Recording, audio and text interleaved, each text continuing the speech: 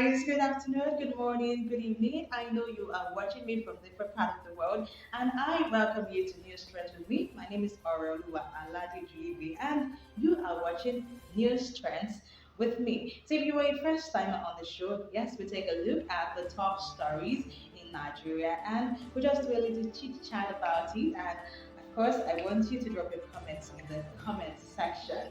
If you have not subscribed, go on YouTube to subscribe to my channel. Follow me on Twitter, follow me on Instagram, and also follow me on Facebook. So, in today's edition of the program, yes, we are going to be saying Efuewomo. I'm a TP multitude. House Majority Leader Honorable Alhassan Doguwa welcomed his 28th child, and he said he is still counting. Take a look at that story. Also, 33,000 people signed a petition asking the UK government to exempt Nigerians from writing the IELTS. We'll also take a look at President Muhammad Buhari seeking an extension of fuel subsidy removal by 18 months. And finally, Dunamis Church removes gospel singer Sammie Okposo from concert ministries over sex scandal. We'll take a break now, and when we come back, we'll go straight to the stories. Mr. Speaker, I would like to let you know that with me today here are my 4 respected wives. Halima can stand up, please. 1. Uma, stand up.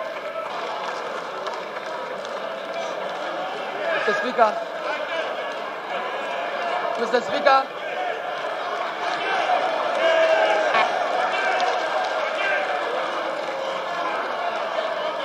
Mr. Speaker. Mr. Speaker. These 4 wives you have seen have produced 27 kids for me, and I'm still counting. So, guys, that was the voice of the Honorable Majority Leader of Nigeria's House of Representatives, Honorable Alhassan Doguwa. He just had his 27th baby then, and now he has his 28th baby. And according to him, he is still counting. He's 58 years old and is trying to prove to Nigerians that he is strong and is very active. That he's not just active as a lawmaker, but he's also active in the other room.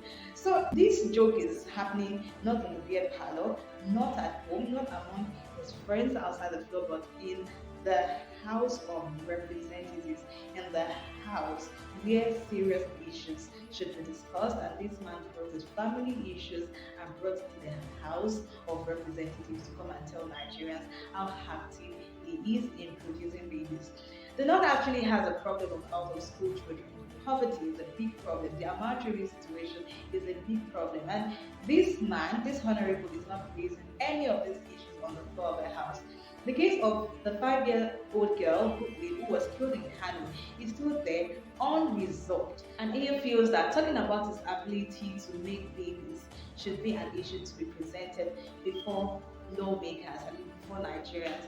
Guys, what are your thoughts about this? Let me know your thoughts about this video in the comment section. So let's quickly move on to other stories. The hashtag Reform IELTS policy trended on Twitter, and as on Wednesday, over 33,000 people signed a petition on change.org to stop foreign institutions from demanding an English proficiency test, the International English Language Testing System IELTS, from Nigerians. This petition was initiated by a group called Policy Shapers and is being addressed to the Home Secretary of the United States, P.T. Patel. Policy shapers are arguing that no country in Africa out of the 27 who list English as one of their official languages has been exempted from taking the IELTS. Meanwhile, other non-African countries like Antigua and Barbuda, the Bahamas, Barbados, Dominica, Grenada, Jamaica, St. Kitts and Nevis, Trinidad and Tobago, and the likes have been exempted from those who should take the IELTS. And of course, you know that many foreign universities in English-speaking countries and courses that are being taught in English language would require international students to write the IELTS before they can be admitted. And the average cost of taking the IELTS in Nigeria ranges from 3,000 naira to 89,500 naira, which is almost 3 times the minimum wage of workers in Nigeria. And the sad part of it is that the result expires in 2 years.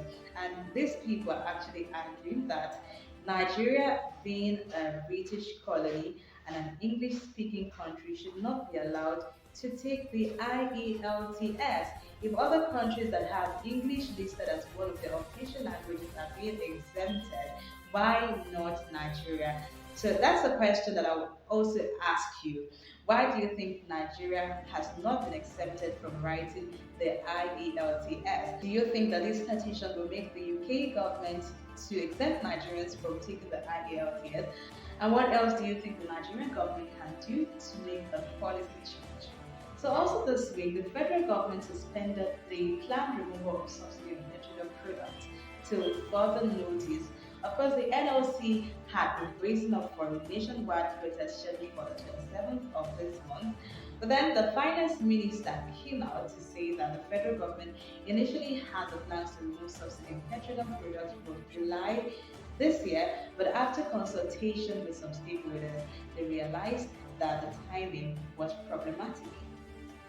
But after the budget was passed, and we have had consultations with a number of stakeholders, it became clear that the timing is problematic, that practically there is still heightened inflation, and also removal of subsidy will further worsen the situation, thereby imposing more difficulties on the citizens. And Mr. President clearly does not want to do that.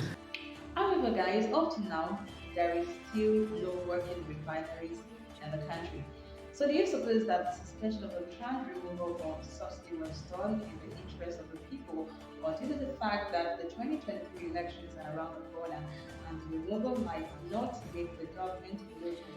Alright, so we go to our last story for today, and this is in entertainment.